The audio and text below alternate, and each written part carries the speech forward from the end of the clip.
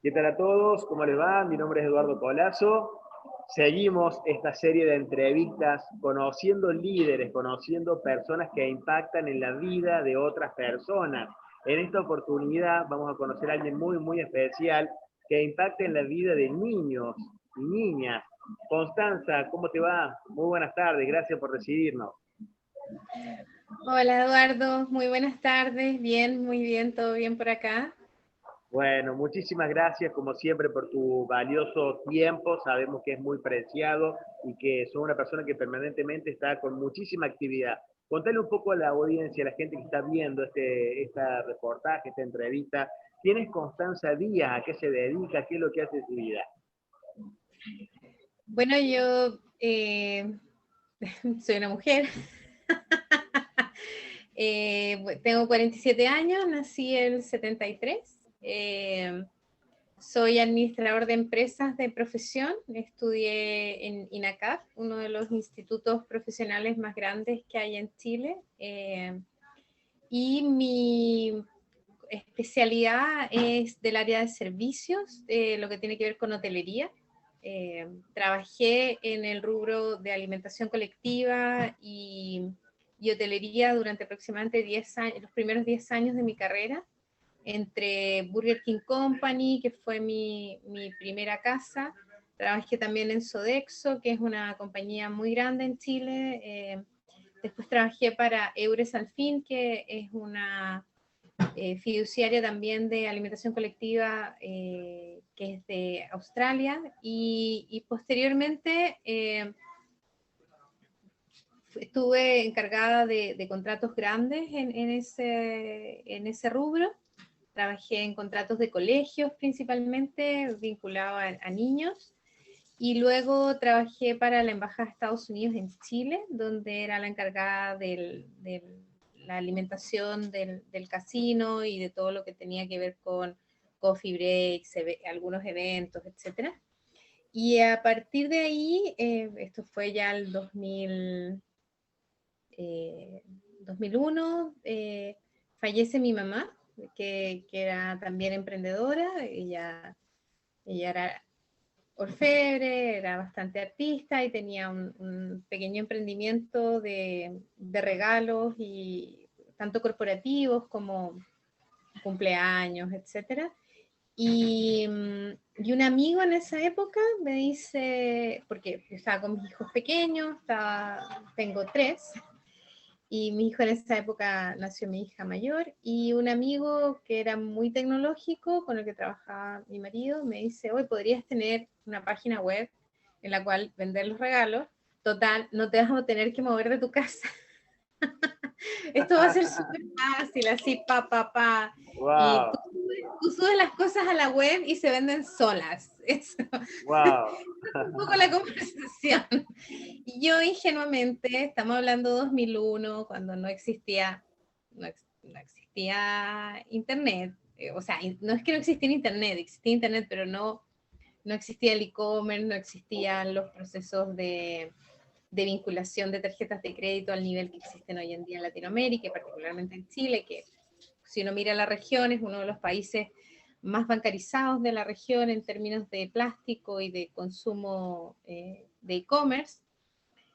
Pero nada de eso existía, y mi primera página, me acuerdo que me costó, de esa época, bueno, yo postulé a un fondo que apoyaba a mujeres y emprendimiento y tecnología, y me lo gané, un fondo de Cercotec, y eh, tenía la plata, me metí a internet y compré un template. Para la gente que de repente no es tan como ducha en lo digital, un template es como comprar un cuadro o una pintura que yo voy a montar en una página web. O sea, compré como el arte, por llamar de alguna manera, y ese template de una tienda, convengamos, no existía Wix, con suerte existía Google, porque en 2001, historia, soy vieja ya, y, y monté mi primer template, que me costó onda $40, que en plata chilena de la época eran, no sé, 30 lucas, 30.000 pesos, Y con eso monté mi primera tienda. Y ahí recién, cuando empecé a cargar, a poblar la tienda de cosas, entre medio aprendí HTML. Esto no fue fácil. Tuve que aprender código, tuve que aprender a subir cosas a un servidor, tuve que entender que uno tiene que pagar un servidor para que la página web esté al aire, y tiene que pagarle en el caso de Chile, es Nick Chile, para poder tener un dominio, que es el nombre del sitio web que tú vas a tener, y que eso también es todo un desafío, porque por el nombre que tú tienes es que te van a encontrar, y tú que sabes de ventas, el nombre tiene que ser pegajoso y todo. Entonces, todos esos desafíos los aprendí muy rápidamente. Spoiler alert, era mentira que era súper fácil, y era mentira que en 2 minutos todo se vendía. También era mentira que era llegar y subir las cosas. Fue una curva de aprendizaje, fue muy entretenido, o sea, fue muy divertido, yo lo pasé bien. Tenía también como la ventaja comparativa, podríamos decir, que de alguna manera yo siempre había pensado que cuando mis hijos eran pequeños, quedarme en casa. Tuve el privilegio, porque eso es un privilegio, tuve el privilegio de quedarme los primeros años con mis hijos sin que lo económico fuera una preocupación que me quitara el sueño. Era una preocupación, pero no al nivel de quitarme el sueño.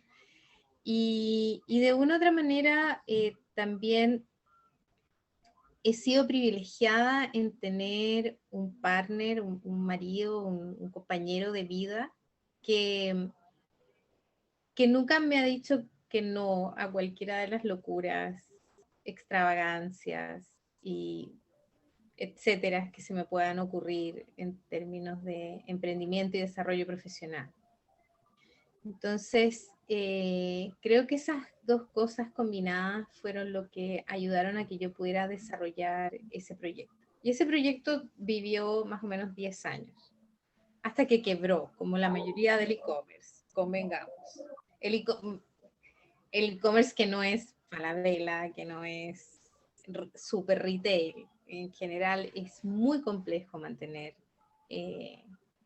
e-commerce en esos años. Ahora probablemente tienes ciertas facilidades, el mundo está mucho más digitalizado, el COVID trajo la digitalización a pasos absolutamente agigantados, entonces la realidad es otra. De hecho, me escribió una amiga al principio del COVID y me decía, ella, porque en algún minuto yo agarré Hecho para Ti y lo abrí a 100, más o menos 100 mujeres que también subieron sus productos, porque me di cuenta de que una cosa era subir los productos míos, que eran un N, pero si yo lograba ampliar esto a que fuera un marketplace para muchas mujeres emprendedoras, las posibilidades de venta eran exponenciales. Y en esa mirada es que sumé a muchas mujeres, y una de ellas, con todas tengo muy buena relación, y una me escribía el otro día y me decía que había sido visionaria, porque ella podría haber tenido un músculo que ahora se daba cuenta que le hacía falta. Y claro, porque lo digital es esquivo para las mujeres. Y esto fue otra de las cosas que fui aprendiendo y desarrollando. Cuando estaba como el 2007, 2008, me empecé a involucrar con lo que se llama la sociedad civil, que es como distintas instituciones que promovían que mujeres se vincularan con tecnología y que mujeres se vincularan con temas de programación, y cómo el impacto del género en las economías, o sea, el que haya más mujeres vinculadas a emprendimientos no solo de sustento, sino emprendimientos dinámicos que puedan generar trabajo para otros, era muy relevante. Y estando en la cuarta revolución industrial, esto tenían que hacerlo en el marco de las tecnologías. O sea, aprender a programar, aprender términos en torno a lo digital. Y ahí me embarqué en este otro barco. En algún minuto también trabajé en ventas y para empresas de ventas como MedLife. Cuando recién quebró mi emprendimiento hecho para ti, me embarqué en otras áreas, explorando otras ideas. Y después se abrió el espacio para desarrollar la ONG. Hace unos 6 años surgió esta idea de traer la marca de Technovation a Chile. Entonces yo contacté a algunas amigas, les conté que estaba esta posibilidad y me dijeron que sí, que les interesaba como impulso a la educación. Yo tengo 3 hijos, uno de ellos es mujer, y también me he dado cuenta que había una necesidad muy grande de que los procesos educativos, sobre todo los escolares, fueran más orientados hacia el siglo XXI.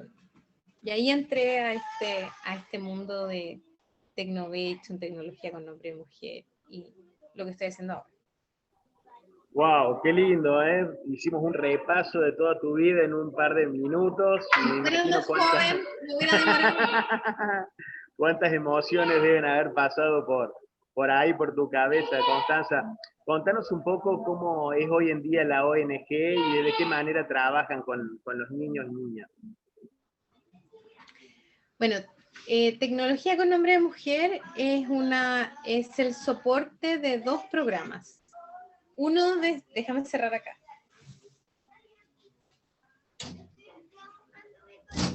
Uno de esos programas es Technovation Girls, que es el programa por el que somos más conocidas y que es el programa en el que trabajamos impulsando las vocaciones STEM, ciencia, tecnología, matemáticas e ingeniería, en niñas entre 10 y 18 años. Y lo que hacemos ahí es trabajar un currículum de entrenamiento digital de 100 horas. Entonces, las niñas es un programa que es totalmente gratuito y que no tiene ningún tipo de selección. Nosotros, cualquier niña o cualquier persona que se identifique a sí misma como una niña, puede participar del programa.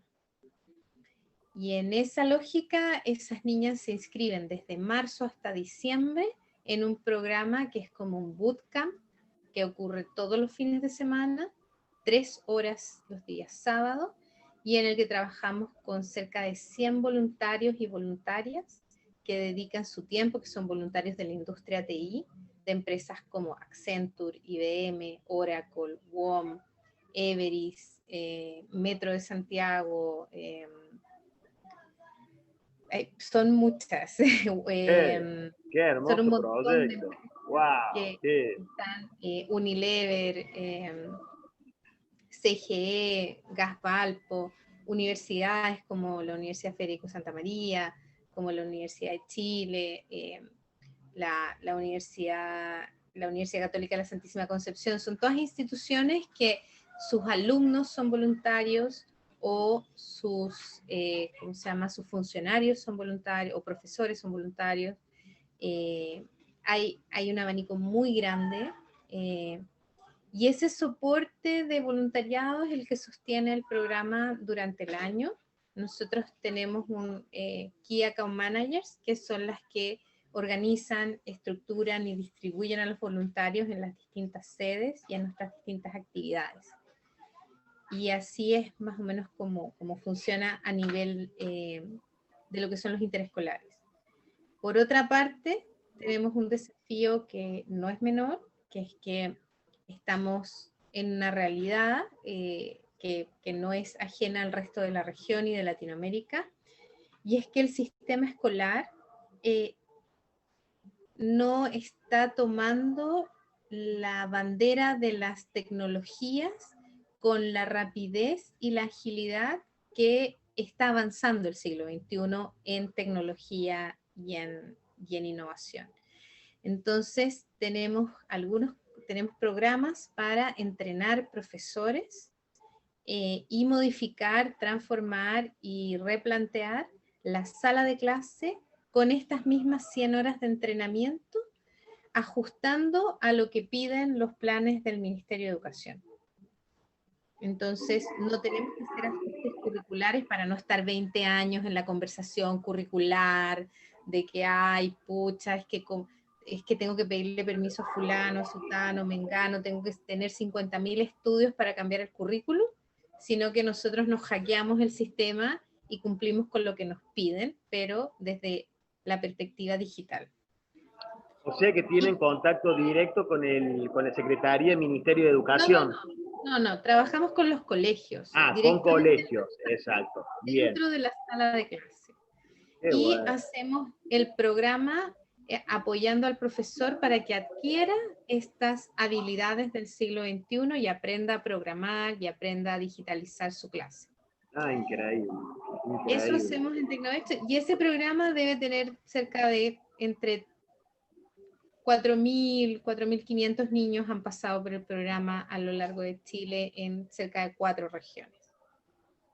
Y por otro lado, tenemos otro programa en el que hace un tiempo nos preguntamos qué otros actores, qué otras personas están al margen de la innovación y de la tecnología, aparte de las mujeres, y pensando en el mundo de la discapacidad, nos encontramos con la comunidad sorda, y la comunidad sorda ha tenido una gran apertura para desarrollar un programa también de entrenamiento para profesores diferenciales que se llaman en Chile, que son profesores que están dedicados a enseñar a niños sordos, y los estamos entrenando desde hace un año aproximadamente para que también les enseñen programación. Los niños sordos y las personas sordas son muy hábiles en aprender lógica de programación. Google tiene, al igual que otras compañías, departamentos completos con personas sordas que programan, porque tienen una gran habilidad para entender los procesos lógicos algorítmicos. Entonces, es una gran oportunidad considerando que cerca del 90% de las personas sordas no consiguen inclusión laboral efectiva y eficiente durante sus vidas adultas. Y solamente un 80%, o sea, un 20% termina su escolaridad básica, si es que no es un poco menos. Entonces, es muy relevante llevar instrumentos que le den a los profesores las herramientas para poder impulsar a niños y niñas sordas a poder también entrar al siglo XXI como una gran oportunidad. Increíble lo que haces, Constanza. La verdad que cuando vas hablando se me pone la piel de gallina de ese corazón gigante de tanto amor que das permanentemente. ¿De dónde surge todo esto? ¿De cómo se te ocurre esta inclusión para niñas a lo largo de tanto tiempo y poder congregar a tantas empresas importantes y darle la oportunidad increíble y todo de forma gratuita? ¿De dónde surge todo esto? O sea, yo creo que también tiene que ver con que tengo un equipo que es un equipo que es soñado. O sea, yo tengo que rendirle cuentas. Esto se ve todo muy bonito. Yo le tengo que rendir cuentas a un directorio. Y esas reuniones no son fáciles. Sí, claro, por supuesto. Atrás de También toda tengo, gran organización hay un super equipo, eso es muy sí, bueno. hay un gran equipo y también hay nosotros dentro del directorio al que yo respondo, que son gente que también tiene una visión muy parecida a la mía, bueno, por algo en algún minuto me escogieron como la directora ejecutiva. En el directorio tenemos la forma de llevar la ONG con la mirada de que no vamos a hacer nada que no se pueda desarrollar con excelencia. Y no vamos a hacer nada que no haga lo que decimos que hace. Entonces, en ese sentido, si bien pareciera que nuestros programas son sumamente como grandes y extensos, son dos programas que son bastante puntuales y bastante acotados a una problemática muy generalizada, pero a la vez muy puntual. Entonces, nosotros no hacemos 20 cosas, nosotros hacemos una cosa y la hacemos bien. Enseñar habilidades del siglo XXI con foco en pensamiento computacional. Eso es lo que nosotros hacemos. ¿Y por qué lo hacemos en estos dos grupos? ¿O por qué lo hacemos en grupos que están marginalizados o que son escasos dentro del mundo de la programación? Esto también tiene una mirada que tiene que ver con los mínimos de justicia social. O sea, si bien las mujeres somos la mitad de la población, también somos la mitad de la población más pobre. En Latinoamérica, en cualquier lugar del planeta, cuando nosotros hablamos de pobreza, hablamos de mujeres. Hablamos de que la pobreza tiene cara de mujer. No es una cara genérica, no es un hombre, es una mujer. Porque en el planeta, si nosotros tomamos el planeta como un todo, menos del 10% de la tierra que se puede transar o vender en el planeta le pertenece a una mujer. Es así de simple. O sea, más del 80% de las mujeres, o sea, 8 de cada 10 mujeres, vive bajo la línea de la pobreza en el planeta. Entonces, ¿qué es lo que ocurre? Nosotros estamos atravesando el inicio de la cuarta revolución industrial. Nunca antes en la historia de la humanidad las mujeres hemos tenido la oportunidad, como tenemos en este momento de la historia, de poder acceder a lo más alto de la revolución industrial gracias a nuestras capacidades. ¿Por qué? Porque el talento es transversal, el talento está en cualquier parte, cualquier persona puede aprender a programar, cualquier persona. Si una persona sabe que si afuera está lloviendo se moja, esa persona puede aprender a programar, porque esa persona sabe lógica básica, tiene la capacidad de hacer un algoritmo en su mente para saber que se tiene que poner un paraguas, o sea, tiene que salir con un paraguas para no mojarse. ¿Ya? Entonces, si nosotros logramos incluir a ese 50% de la población en la cuarta revolución industrial, la humanidad va a poder al fin salir de la oscuridad de la pobreza y las mujeres van a poder al fin entrar al mundo económico, pero de traje largo, o sea, de gala. No es como voy a entrar al mundo económico por la norma del chorreo. Voy a entrar al mundo económico porque voy a poder desarrollar soluciones tecnológicas que van a ser relevantes para la humanidad y para miles de millones de clientes. Entonces, cuando hablamos de que por primera vez en la historia de la humanidad tenemos gente tan millonaria, tan rica, que podría estar las próximas 50 generaciones sin trabajarle un día a nadie, gracias a la tecnología. O sea, cuando hablamos de que Mark Zuckerberg tiene un capital propio que es equivalente a pequeños países de África o de América Central, es que nos tenemos que dar cuenta que la tecnología es una puerta hacia la prosperidad económica y que si no metemos a las mujeres en ese proceso de prosperidad económica, en que son el 51% de la población, y que de aquí al 2030 el 76% de los trabajos van a ser trabajos que van a requerir saber programar, el problema económico que vamos a tener con eso en el 2030 es 10 veces peor que el que tenemos hoy con el COVID. Porque no va a importar que el 100% de los hombres sepa programar, vas a tener el 25% de los trabajos sin poder llenarlos. O sea, imagínate lo que es eso económicamente para la humanidad.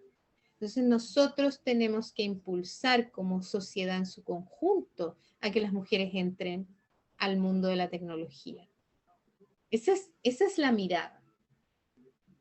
O sea, y para ese norte tenemos poco tiempo, entonces hay que meterle tiempo, prisa y efectividad a eso. Muy bien, muy bueno, Constanza. Ahora, ¿los empresarios entienden todo esto? Totalmente, totalmente.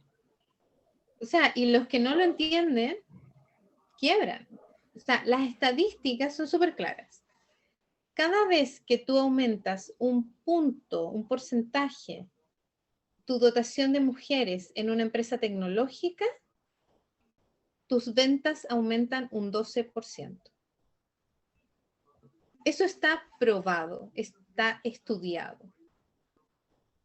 Entonces, cada vez que un empresario decide contratar a un hombre y seguir teniendo 40 hombres y ninguna mujer en su empresa, en empresas tecnológicas, está perdiendo plata, básicamente. Más allá de que hoy en día también tenemos una situación compleja de que, en particular en la región, necesitamos 150 millones de puestos de trabajo que son tecnológicos de aquí al 2023. Solo en la región. En Chile cada año se requieren más de 25.000 puestos de trabajo que requieren saber programar y que no se llenan. Nadie postula porque no hay más programadores. Entonces, tenemos que impulsar a más gente que se meta en el mundo de la programación, tenemos que reconvertir a más gente rápidamente y tenemos que impulsar particularmente a las mujeres a que aprendan a programar. Increíble. Qué hermoso propósito, qué visión. La verdad que te felicito y que hayan organizaciones de esta índole que se dediquen a eso habla muy bien de todo el proceso de educación y de visión que está teniendo Chile. Y no solamente ustedes, sino también el Estado apoya mucho a emprendedores tecnológicos, ¿es así? De hecho, yo conozco varios argentinos jóvenes que están allá con varios proyectos. O sea, es que estamos en la cuarta revolución industrial y tenemos que entender que la cuarta revolución va a pasar por encima de nosotros, con nosotros o sin nosotros. Entonces, los gobiernos se están dando cuenta que esto es un problema económico, las empresas se están dando cuenta, tienen que haber más programas todavía. O sea, nosotros somos uno de los 6, 7 programas que hay, pero deberían haber 40, 50, 100 programas como nosotros y deberían poder lograr cierto nivel de financiamiento estable para poder apoyar a los gobiernos y a las instituciones a poder llegar a los números que se requieren. En Chile, durante la pandemia, las mujeres retrocedieron en el mundo laboral como si estuviéramos hace 10 años.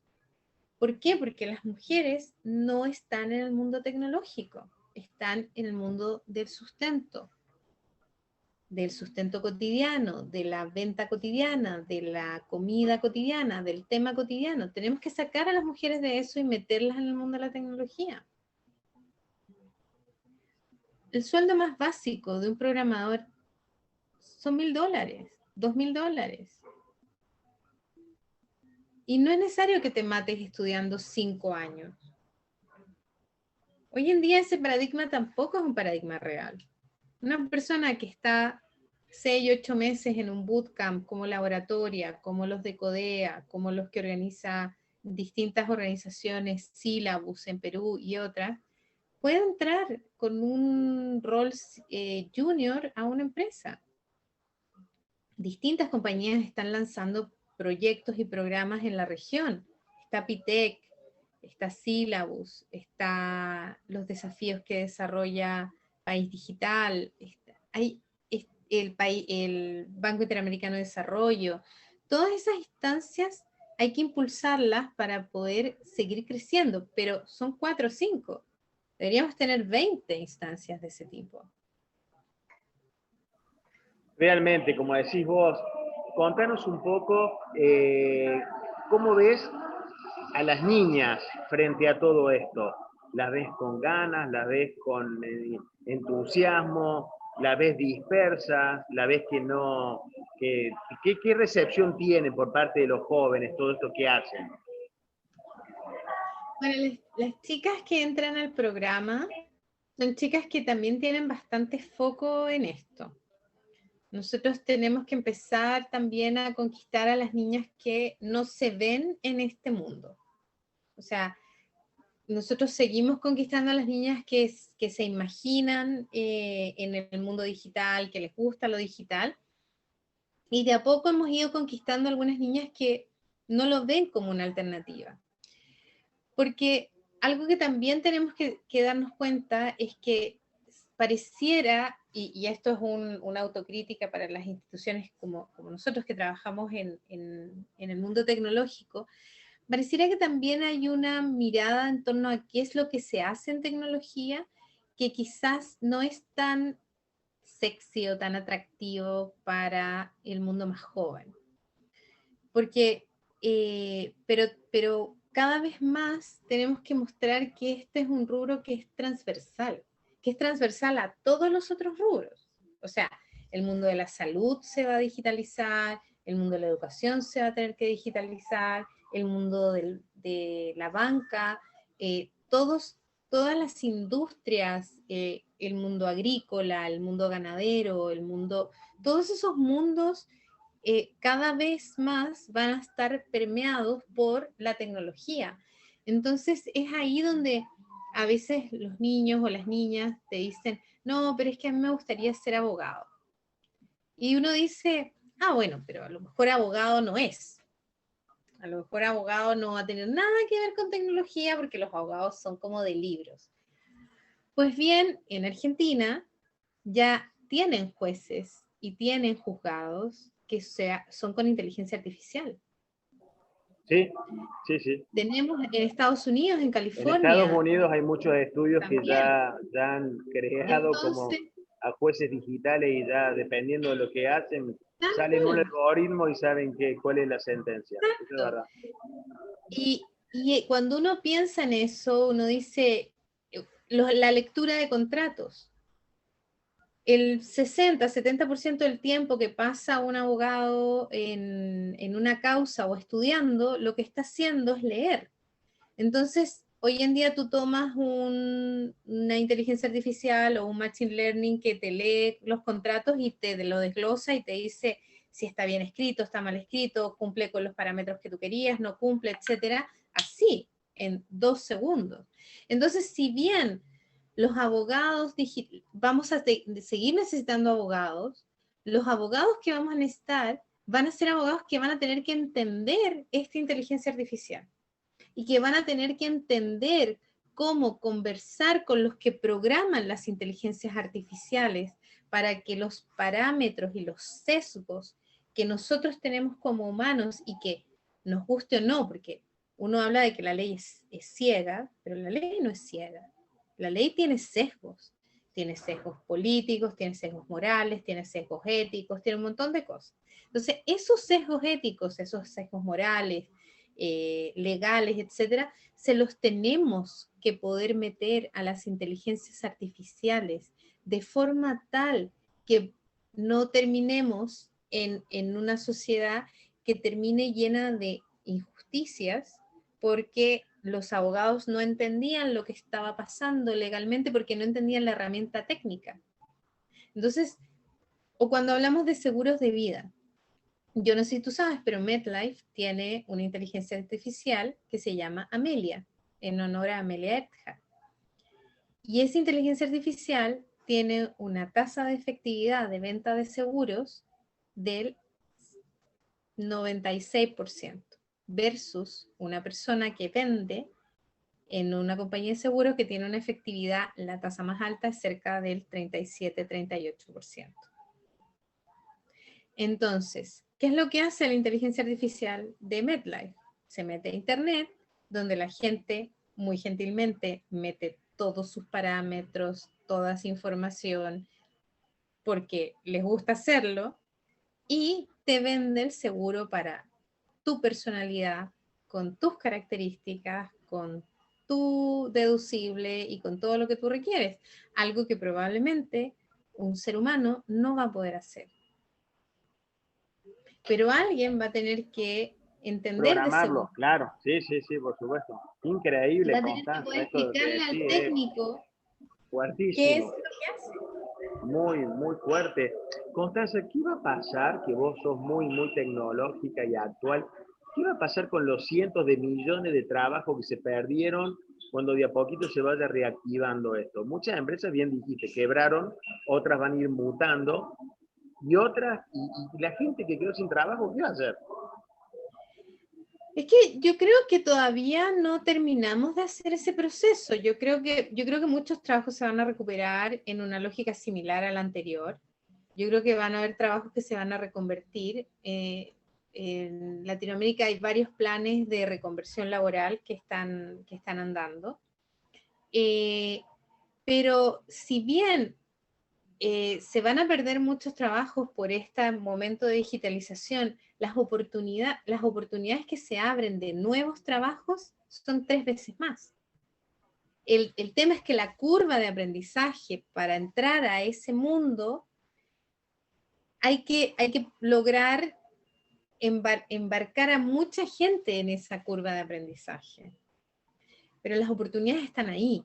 O sea, yo creo que hay muchísimas más oportunidades de negocio en el mundo digital que todavía no hemos explorado, porque también el mundo digital hasta el momento ha tendido a ser muy homogéneo. Están los mismos de siempre, los que se juntan entre ellos, los que se financian entre ellos, los que van a los mismos clubes, los que van a las mismas rondas de negocio, y a veces se hace difícil abrir espacios para nuevos modelos de negocio. Pero eso también tiene que ver con la falta de diversidad que tiene el rubro. O sea, solo el 5% de la industria, entre el 5 y el 9 a nivel latinoamericano de la industria, tiene mujeres. O sea, ¿qué nivel de diversidad hay ahí? Y los hombres que están metidos en la industria TI tienden a ser los mismos, tienden a ser en promedio de las mismas universidades prestigiosas, se conocen todos entre ellos, se financian las aplicaciones entre ellos, y está bien, es un modelo que funciona, pero ese modelo se tiene que abrir, porque también estamos entrando en un momento en que la forma en la que estamos haciendo negocios con lo digital está empezando también a reñir con lo ético. Cuando las empresas utilizan como un recurso los datos de sus usuarios y no hay marcos legales, éticos o estructurales que impidan que estas empresas utilicen esos datos a su antojo, es cuando tenemos que empezar a ver qué otros modelos de negocio van a tener que existir y qué otras formas de negocio vamos a tener que crear para este nuevo mundo digital. Porque hoy en día, por ejemplo, si cualquier persona sube algo a internet, ese algo queda ahí para siempre, por los siglos de los siglos. Entonces, ¿cómo legislamos eso? O si una persona es hacker, pero es un buen hacker, por decirlo así, es alguien que busca errores para después contarle a la empresa o para poder hacer estudios o para poder hacer análisis. Y nosotros en términos legales penalizamos eso, también estamos haciéndole un daño a la comunidad tecnológica en los procesos de crecimiento de esa comunidad. O sea, si yo me doy cuenta de que mi banco, sin ser un gran hacker, pero me doy cuenta de que mi banco tiene alguna fisura tecnológica y voy y se la digo, y eso es considerado por la ley como algo ilegal porque hice 2, 3 clics o porque hice revisión del sitio y encontré un error, y a mí me van a meter en la cárcel porque yo estoy evitando que al banco le roben miles de millones, es absurdo. Entonces también siento que los gobiernos, las instituciones, tienen que ponerse al día con lo que está pasando y con lo que realmente significa la tecnología, cosa que los políticos tampoco entienden. O sea, cuando uno ve a gente como Mark Zuckerberg hablando frente al Congreso norteamericano y que algunos de los senadores norteamericanos que le hacen preguntas no tengan muy claro lo que significa la respuesta y tampoco tengan muy claro la pregunta en base como qué es un like, y Mark Zuckerberg le explica y como que el senador como que no entiende muy bien y como que después lo deja pasar porque no lo va a entender, porque él no es su área. Y es complejo cuando hablamos del uso de datos y del impacto que esto tiene. Por eso tiene que volverse más diverso. Por eso tenemos que tener más lenguajes, más personas programando distintos lenguajes. Tienen que haber indígenas, tienen que haber mujeres, tienen que haber personas con discapacidad. Todos se tienen que sentar a conversar en esta mesa. Muy bueno, Constanza, lo que decís me encanta, la verdad que increíble ¿Qué va a pasar con la educación tradicional? Por lo menos acá en Argentina, los chicos en cuanto a primario aprendieron un 40% menos con las plataformas digitales. ¿Cómo lo ves vos? ¿Qué va a Eso pasar es lo con que pasa. la Lo que educación pasa, tradicional? ¿Va a lo mutar? que pasa es que la educación, el hecho de que tú tengas herramientas digitales no significa que dejes de hacer las clases de forma tradicional. Porque el proceso tiene que ver con un cambio de paradigma, no con la herramienta. Es como, no sé, es como hace 1000, 2000, 3000 años la diferencia entre tener un serrucho y tener una gubia. Claro que es distinto. O sea, con una gubia yo también puedo cortar un árbol. Me voy a demorar cañón, pero lo voy a cortar, o voy a cortar una rama. Pero con un serrucho es mucho más fácil. Entonces, ese cambio de paradigma de que de, la tecnología es una herramienta, no es un fin en sí mismo. La tecnología es una herramienta. O sea, si yo hago una clase en Zoom y voy a poner una pizarra y me voy a poner a escribir en esa clase en Zoom como si yo estuviera con mis alumnos dentro de la sala de clase, probablemente ese proceso de aprendizaje que yo espero no va a ocurrir. Porque el Zoom no te entrega todo el lenguaje corporal, todo ese lenguaje no hablado que se tiene durante la sala de clase, todas esas complicidades, todas esas miradas, todos esos procesos que ocurren. Y agrégale a eso, o sea, esto es una sopa, agrégale a eso que los chicos no tienen conexión suficiente, no tienen los gigas suficientes para estar conectados a una clase, escuchan la mitad. Agrégale a eso que las cámaras no las prenden porque muchos de sus hogares tienen una situación económica vulnerable muy alta, en la que tampoco quieren mostrar el nivel de pobreza en el que viven.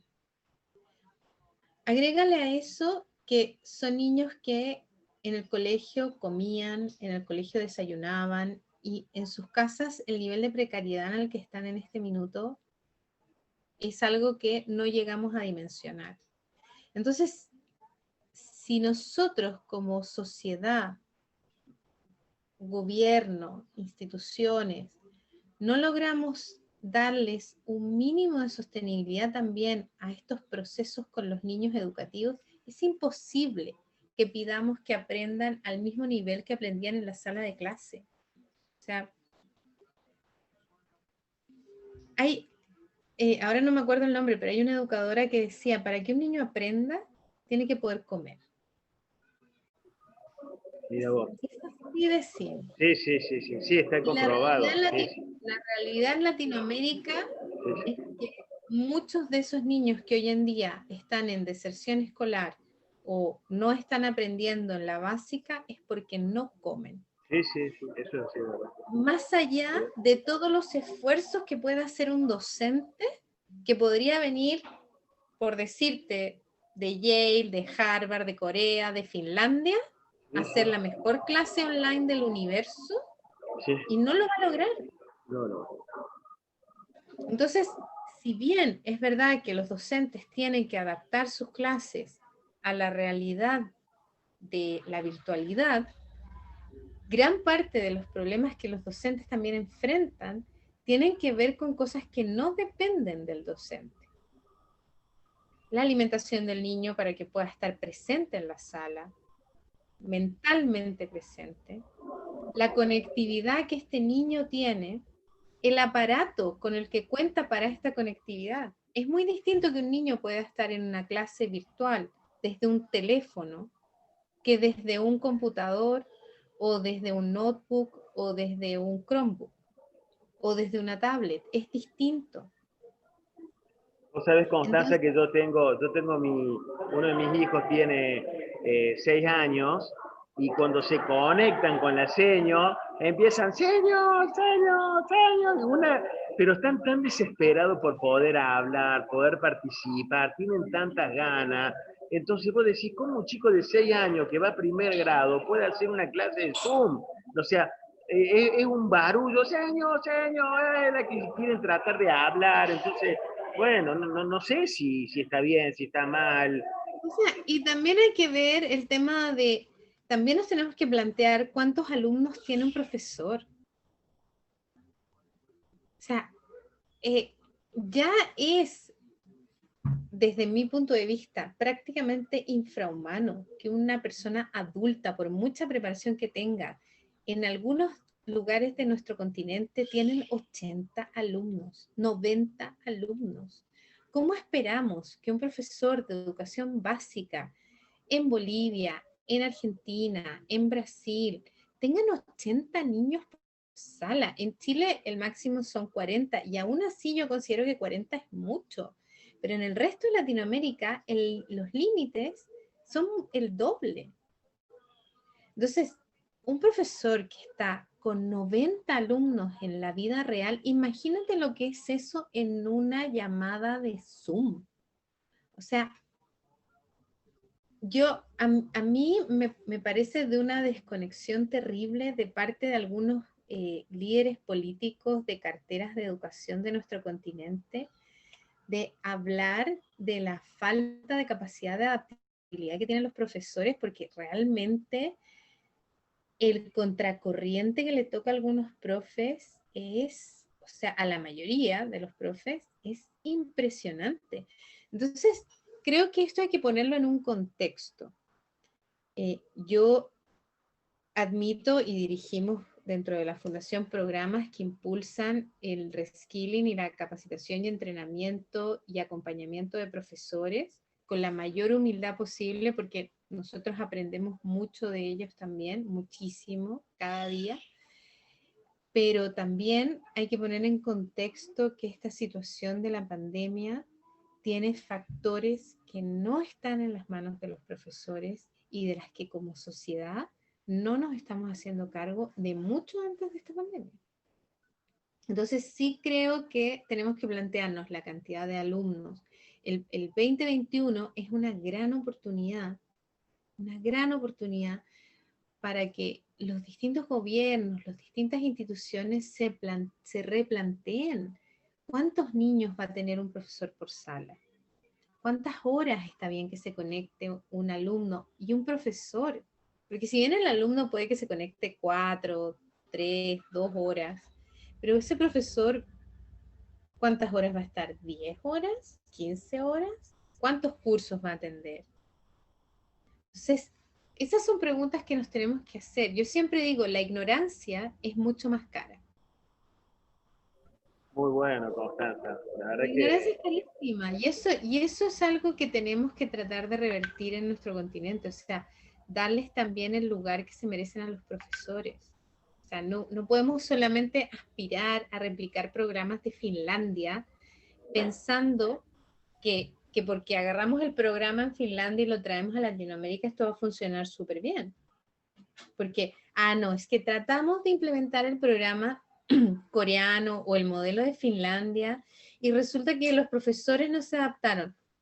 Perdón, en Finlandia son 12 niños por sala, el profesor gana 4 veces, gana lo que gana un médico, gana 4 veces lo que gana en Latinoamérica en promedio, tienen todo el equipamiento que requiere, el niño tiene sus comidas garantizadas, son niños que tienen capitales sociales distintos, porque sus padres tienen un ingreso bruto de $50,000 al año, cosa que en Latinoamérica es mucho menor. Entonces, claro, ¿cómo replicamos ese modelo? Con 7 veces más jardines, con 6 veces más salidas a museos y a instituciones educativas. Entonces, claro, es muy fácil replicar modelos si tú replicas lo que te gusta, que es agarrar al profesor y que trate de hacer la clase como si estuviera en Finlandia. Pero no con 15 niños, con 40. Y no con todo el equipamiento, solo con una parte. Entonces, como... claro que sí. Constanza, te agradezco muchísimo, muchísimo. También, por supuesto, agradecer el contacto de Cristian Bastías, que hizo esta conexión espectacular para seguir conociendo líderes. Muchísimas gracias a vos, a Cristian. te felicito desde lo profundo de mi corazón, la verdad que es increíble lo que estás haciendo, y también me comprometo a poder ayudar. Si está en las posibilidades mías, también mi granito de arena va también para la ONG. Muchas gracias, Eduardo. Muchas gracias a Cristian. Siempre él ha sido un fan muy activo y muy maravilloso y nos ha apoyado en muchas ocasiones. Te agradezco profundamente esta invitación.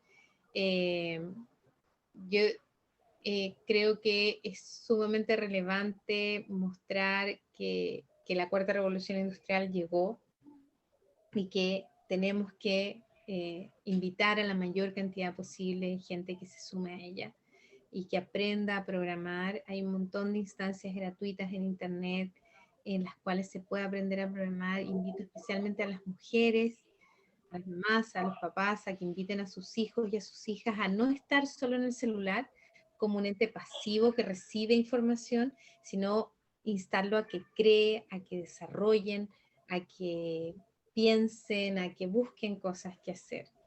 Esa es mi gran, gran invitación. Gracias, Constanza Díaz. Muchísimas gracias, un cariño grande Muchísimas y vamos a estar gracias en a ti. contacto. Un abrazo. Muchas gracias.